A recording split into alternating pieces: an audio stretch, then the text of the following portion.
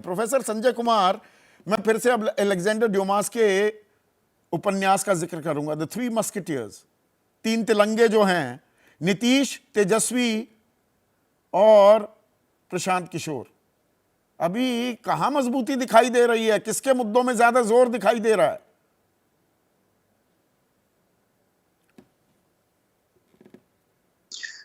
देखिए, बिहार में नौजवानों के सपने तो आकार नहीं ले पा रहे हैं।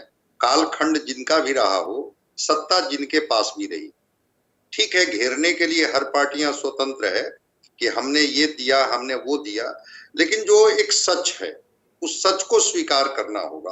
और एक बड़ी आबादी, जो देश की सबसे बड़ी आबादी युवाओं की बिहार में रहती है, उनके भी सपने हैं, उनके भी आकांक्षा है। रह गई बात शिक्षा को लेकर के, तो शिक्षा को लेकर के तो सवाल है ही ना।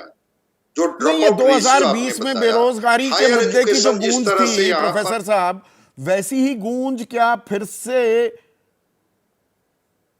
स्थापित होती दिखाई दे रही है? उसकी बानगी बनती दिख रही है क्या? यही सबसे बड़ा मुद्दा बन रहा है क्या? ये बनेगा, क्योंकि 2020 में ये चीजें कनेक्ट की थी।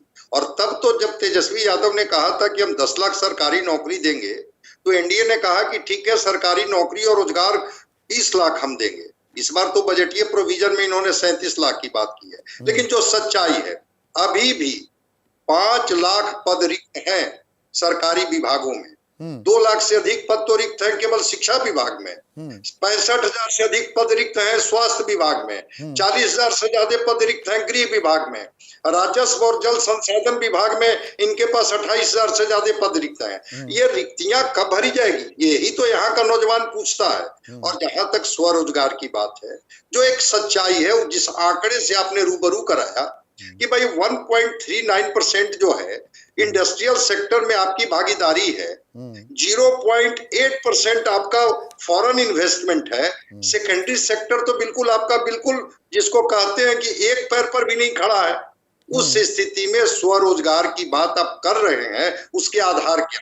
जो प्राइमरी सेक्टर है, जहां 55% जिस बिहार की जमीन आज भी असिंचित है, जिसके किसानों के खेत में पानी नहीं है, प्रति व्यक्ति आय अभी 34%, ये तो सरकार का सर्वे है ना, कि 34% लोग गरीबी रेखा से नीचे रहते हैं बिहार में। अब ये 34% जो गरीबी रेखा से नीचे रहते हैं, उनकी मासिक आमदनी कितना है?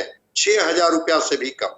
तो एक सवाल तो जाकर के रुक ही जा रहा है ना, कि भाई आप अगर नौजवानों को रोजगार नहीं देते हैं, उनको शिक्षा नहीं देते हैं, उनको चिकित्सा नहीं देते हैं, उनको लगता नहीं है कि एक हम डिग्निटी के साथ लाइफ जी सकते हैं, तो ये मुद्दा भी 2025 में कनेक्ट करेगा। अब ये मुद्दे को आप अपनी बात जारी रखिए। एक सवाल यहाँ पर हमारे दर्शक का बड़ा मौजूद था, वो आ रहा है अभी स्क्रीन पर, आप अपनी बात जारी रखिए। अब तो मैं कह रहा हूं कि भाई जो बिहार जातीय जकड़न में कहीं न कहीं से फंसा हुआ था, धार्मिक ध्रुवीकरण को ये लोग बनाते थे आधार, और सोशल इंजीनियरिंग ही चुनाव जीतने का एक बड़ा आधार बनता था। उस जगह पर अगर मुद्दों पर बात होगी, और वो मुद्दे ऐसा नहीं है कि जो नहीं, अब यही तो मुद्दों के ही पेज पर आ रहा हूं मैं। एक सेकंड प्रोफेसर साहब, शंकर गिरी हैं हमारे दर्शक है, रावत सर, राजस्थान के रहने वाले हैं, वो कह रहे हैं ऐसा लगता है कि प्रशांत किशोर और ओवैसी तेजस्वी के लिए खतरे की घंटी है। अब ये दो भागों का सवाल है। पहला भाग मैं आपसे पहले पूछता हूं, प्रशांत किशोर भी बेरोजगारी की मार का जिक्र कर रहे हैं। ये मुद्दा तेजस्वी ने उठाया था 2020 में, अभी भी उनके साथ चस्पा है। तो प्रशांत किशोर ये मुद्दा उठाकर तेजस्वी का नुकसान करेंगे, या नुकसान दरअसल एनडीए गठबंधन का होगा? नहीं, देखिए, प्रशांत किशोर मुद्दे तो उठा रहे हैं गांव में घूम घूम करके, और तेजस्वी यादव से जब आज कांग्रेस को लेकर के ही सवाल पूछा गया कि भाई ये कन्हैया तो आप ही के एजेंडे को आगे बढ़ा रहे हैं, तो उन्होंने कहा कि हाँ, इस चीज की शुरुआत तो हमने की थी, और कांग्रेस भी उसी मुद्दे पर फोकस किया, चूंकि लगा कि ये मुद्दे कनेक्ट करते हैं लोगों को।